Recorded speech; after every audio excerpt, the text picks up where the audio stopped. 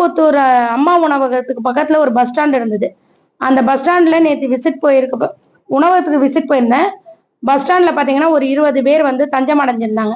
ஏன் இங்க இருக்காங்க, வீடுகள் இல்லையா அப்படின்னு கேட்கும்போது, வீடுகள் இருக்கு, இருந்தாலும் நாங்க இங்கதான் இருக்கோம் அப்படின்னு சொன்னாங்க. அந்த மாதிரி இருக்கக்கூடாது, இந்த மாதிரி நிறைய மிஸ்யூஸ் நடக்குது அப்படின்னு சொல்லிட்டு நடக்கக்கூடாது அப்படின்னு சொல்லி நேற்று சங்கர் நகர் போலீஸ் ஸ்டேஷனுக்கு இன்ஃபார்ம் பண்ணேன்.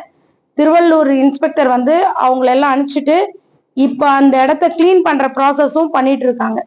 இந்த மாதிரி ஆய்வுகள் செஞ்சுட்டு எங்களோட குறைகளை, மக்கள் சொல்ற குறைகளை நாங்க சரிவர ஆய்வு பண்ணி உடனேக்கு உடனே தீர்த்துட்டு இருக்கோம்.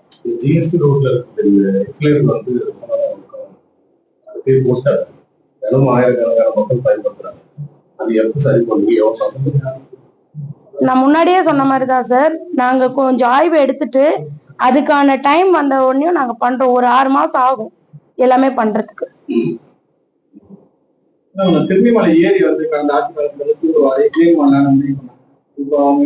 அதுக்கான கோரிக்கையும் எங்களுக்கு வந்திருக்கு. இல்ல, நான் நேற்று நைட்டு தான் எனக்கு இந்த வந்திருக்கு. அதை நான் வந்து நாளைக்கு இல்லை இன்னைக்கு விசிட் பண்ணிட்டு, இந்த விஷயம் தானே இது வந்திருக்கு, இதுக்கான திட்டங்கள் சரியா ஆயிடுச்சுன்னு சொன்னாங்க. அதை பண்றதுக்கான ப்ராசஸை நான் ரெடி பண்றேன்.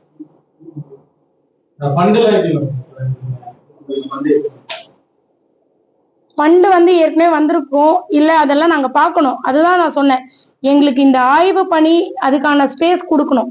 நாங்க புதுசா ஆட்சி அமைச்சிருக்கோம், அதனால நாங்க எல்லாம் பார்த்துட்டு எங்களோட மேலிடத்துல கேட்டுட்டு, மினிஸ்டர்ஸ்ல கேட்டுட்டு அவங்களோட கைடன்ஸ்ல நான் ஒண்ணா பண்ணுவேன்.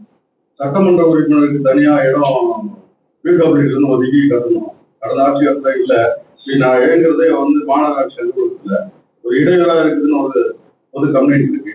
அதுக்காக முயற்சி எடுத்தீங்கன்னா ஃபர்ஸ்ட் மக்களுக்காக வந்திருக்கிறோம், மக்கள் பணியை முதல்ல செய்வோம். இப்போதைக்கு இந்த அலுவலகத்துல இருக்கிறோம், நாங்க அதையும் ஒரு கோரிக்கையா வைக்கிறோம். ஆனா முதல்ல மக்களுக்கு, எங்களுக்கு தேவைன்றதை விட மக்களுக்கு செய்யறது என்னுடைய ஒப்பீனியனா இருக்கு. ரொம்ப இடம் இருக்கு, ஒரு நாளுக்குள்ள போனா வெளியே வர முடியாது. நீங்க ஒரு நாள் போய் பாருங்க. அது வேற அங்க தாலுகா இது பண்ணாங்க, அங்க இருக்குல்ல, அது அங்க ரெடி பண்ணாங்க இடம். ஆனா என்னன்னா இங்க வந்து நிறைய பேர் அந்த வக்கீல்கள் எல்லாம் இங்கே நாங்க ஆபீஸ் வாங்கிட்டதால அது போக முடியாம கொஞ்சம் அதை நான் பாக்குறேன்.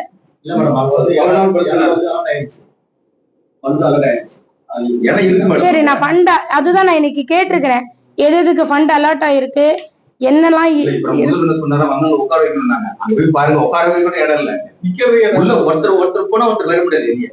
நான் பாக்குறேன், அதை நான் இல்லைன்னா பரவாயில்ல, இடம் தாலுகாவுக்கு இருக்குது, ரெடி பண்ணாங்க, நிறைய இருக்கு. ஆனா அது வந்து அவங்க மாற்றத்தை செயல்பட முடியும் இல்ல. அதெல்லாம் நான் பார்த்துட்டு அந்த என்னென்ன ஃபண்ட் இருக்கு அப்படின்னு சொல்லிட்டு கமிஷனரு அந்தந்த மினிஸ்ட்ரிக்கு நம்ம இன்ஃபார்ம் பண்ணி நம்ம கட்டுறதுக்கான முயற்சிகளை பண்ணுவோம். நான் பண்ணிடுறேன் சார். அதே மாதிரி ஸ்கூல்ஸ்ல இருந்து வந்து சொன்னாங்க, எங்களுக்கு அசினாபுரம் ஸ்கூல்ல இருந்து வந்து சொன்னாங்க, எங்களுக்கு ஃபண்ட் அலாட் ஆயிருக்கு, பில்டிங் இல்ல அப்படின்னு சொன்னாங்க. அதுக்கான விஷயமும் நான் பார்த்து பண்ணி தரேன்னு சொல்லிடுறேன். ஸ்கூல் ஆரம்பிக்கிறதுக்கு முன்னாடி நீங்க போனீங்கன்னா சின்ன பிரச்சனைகள், அந்த தாலி பிரச்சனை, தண்ணி பிரச்சனை, அதெல்லாம் கூட நான் பண்ணி தரேன். இங்க இருக்கிற பார்க்ஸ் எல்லாமும் நான் விசிட் பண்ணிட்டு, அங்க இருக்கிற ரெஸ்ட் ரூம்ஸ் எல்லாம் சரியா இல்ல, அதெல்லாம் யூஸ் பண்ற மாதிரி நான் பண்ணி தரேன்னு சொல்லியிருக்கேன். கண்டிப்பா பண்றேன்.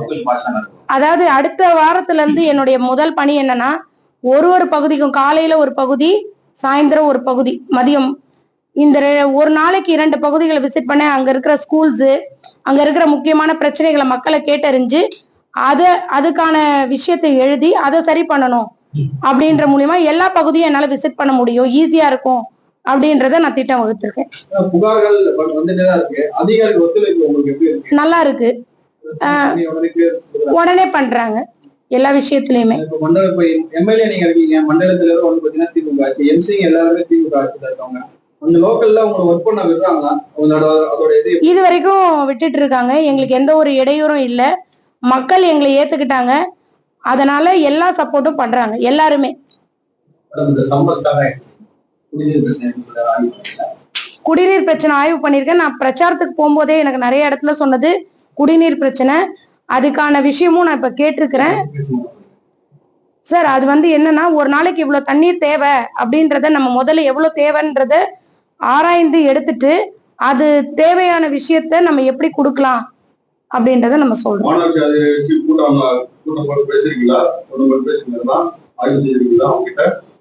அவங்க ஆபீசர்ஸ் எல்லாம் மீட் பண்ணிட்டேன். இன்னும் அலுவலர்கள்ல எல்லாரையும் பார்க்கல. நான் சொல்றேன் சார், மெயினா இருக்கிற ஆபீசர்ஸ் எல்லாம் பார்த்துட்டேன் நான். கொடுங்க. என்னாச்சு? அப்படியே கொடுங்க.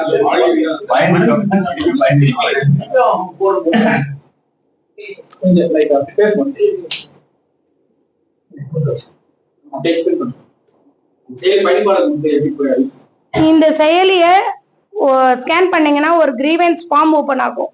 அந்த ஃபார்ம் மூலியமா நீங்க எல்லாருமே, மக்கள் எல்லாரும் அதுல குறைகளை அப்டேட் பண்ணலாம். எம்எல்ஏ ஆபீஸ் வரைக்கும் தேடி வரணும்ன்றது இல்லை.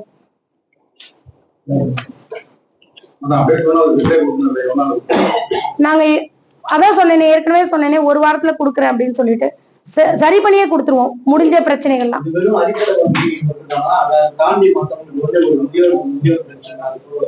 எல்லாமே வருது அதுல. சில பேர் கிரீவன்ஸ் ஃபார்ம்ல எம்எஸ்எம்இ லோன் வரைக்கும் கேக்குறாங்க.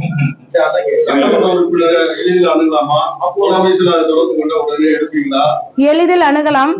நான் இங்க ஆபீஸ்ல மேக்சிமம் நான் இருக்கிற காலையில இருந்து சாயந்தரம் வரைக்கும் இருக்கிறேன்.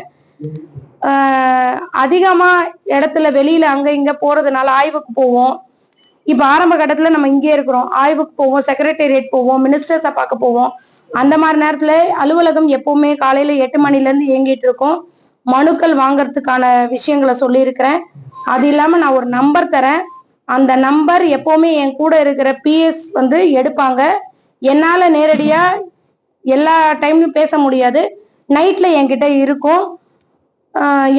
பிஎஸ் பேசுவாங்க 2 பேரு. நம்பர் நான் சொல்றேன், 63850888 88826. என்னோட பேர் காமாட்சி. இது என்னோட நம்பர் தான். அவங்களோட நம்பர் பிஎஸ் வச்சிருப்பாங்க.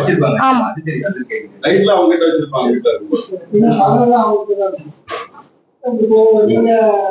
பள்ளிக்கல்வித்துறை அமைச்சர் பதவிக்குன்னு நாங்க கேட்கல. யாராவது பழைய விஷயத்தை எடுத்து போட்டிருப்பாங்க. நான் கல்வித்துறையோட நிறைய சேவைகள் செஞ்சிருக்கேன் 15 வருஷமா. 2013ல இருந்து நான் செஞ்சுக்கிட்டு இருக்கேன்.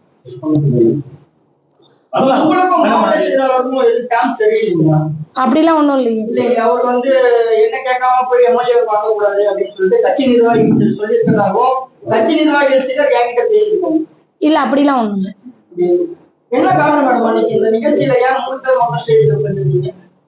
நிர்வாகிகள் எல்லாமே எங்க கூட வந்து தனியா போட்டோ எடுத்துக்கணும் அப்படின்ற ஒரு விஷயத்த யோசிச்சாங்க.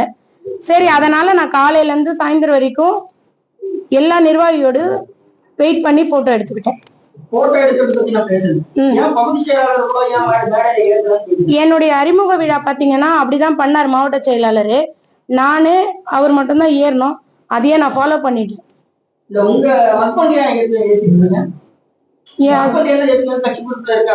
இல்ல, கட்சி பொறுப்புல இல்ல.